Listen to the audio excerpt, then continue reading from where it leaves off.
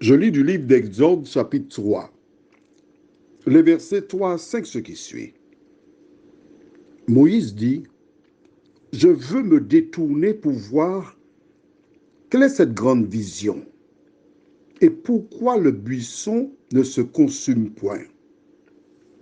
L'Éternel vit qu'il se détournait pour voir, et Dieu l'appela du milieu du buisson et dit, Moïse, Moïse. Et il répondit, me voici. Dieu dit, n'approche pas d'ici.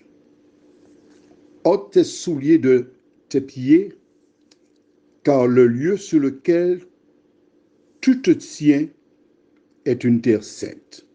Prions. Notre Dieu, notre Père,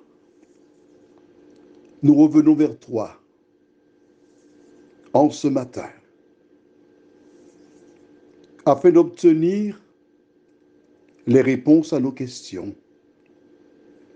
Merci de nous instruire à travers les expériences des uns et des autres. Nous t'en prions au nom de Jésus et pour ta gloire éternelle. Amen. Certaines personnes, en voyant le buisson en flammes, prendraient la fuite. D'autres laisseraient leur vessie se vider. Mais Moïse avance vers le buisson pour comprendre ce qui se passe là. L'Éternel savait quel élément utiliser pour attirer l'attention de Moïse. Deuxièmement, Moïse n'a pas peur. Nous le savons. Il affronte un Égyptien, il l'a battu. Arrivé dans le désert, les bergers qui faisaient violence aux filles qui venaient avec leurs troupeaux, il les a défendus. C'est un bagarreur, rien ne l'arrête. Dieu a choisi un homme qui, face aux épreuves, ne recule pas, mais avance. Dieu t'inculque à travers l'histoire de Moïse que tu ne dois pas avoir peur. Lui, probablement, il croyait en Dieu, il croyait que Dieu était avec lui, c'est peut-être pour ça qu'il n'avait pas peur. Mais quand il avance, voici une voix dit, Moïse, Moïse. Note bien, Dieu ne l'appelle pas une seule fois Moïse, il dit 2 fois Moïse. Pourquoi dit-il 2 fois? J'ai des enfants, je n'avais pas à les appeler 2 fois. Une seule fois, c'était bon. Mais Dieu appelle 2 fois. Nous basons sur ce que nous avons déjà découvert concernant Dieu. Quand une chose est répétée 2 fois, c'est que c'est certain, ça vient de la part de Dieu. L'Éternel l'appelle 2 fois Moïse, Moïse. Et il répondit comment? Me voici. Une seule fois, me voici. Un décalage. La personne qui l'appelle le connaît par son nom. Elle l'appelle 2 fois. Et il répond, me voici. Combien de fois Dieu t'a-t-il déjà appelé? À travers une rencontre, un WhatsApp, un regard, un conseil. Réfléchis un instant. Quand il répond « me voici », cela veut dire « je suis disponible, je t'écoute, parle, je suis à ta disposition ». Il ne répond pas « qui es-tu? Comment connais-tu mon nom ?» Non. Il répond « me voici ». Et là, Dieu dira quelque chose d'important. « Ôte tes souliers de tes pieds, car la terre sur laquelle tu te tiens est une terre sainte. Lorsqu'on vient en présence de Dieu,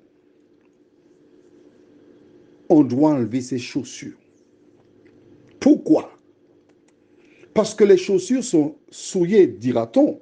Effectivement, quand on marche dans la rue, il y a de la poussière, la pluie, parfois dans certains pays, des gens urinent, des chiens urinent. C'est sale, une chaussure. En Amérique du Nord, quand on arrive, les chaussures, on n'entre pas avec à l'intérieur de la maison. Il y a un espace réservé pour cela. Dieu dit, ôte tes chaussures.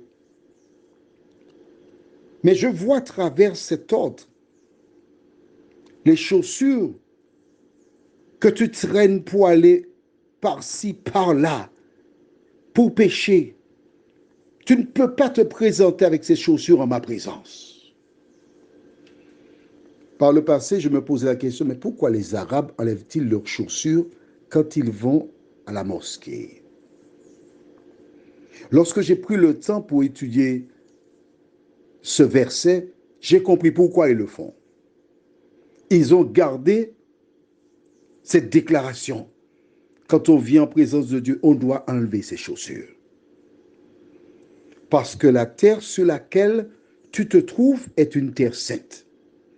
Là où se trouve l'Éternel, nous devons non pas enlever nos chaussures, non, mais enlever de nos cœurs les pensées négatives, enlever de nos cœurs l'animosité, la haine, la méchanceté.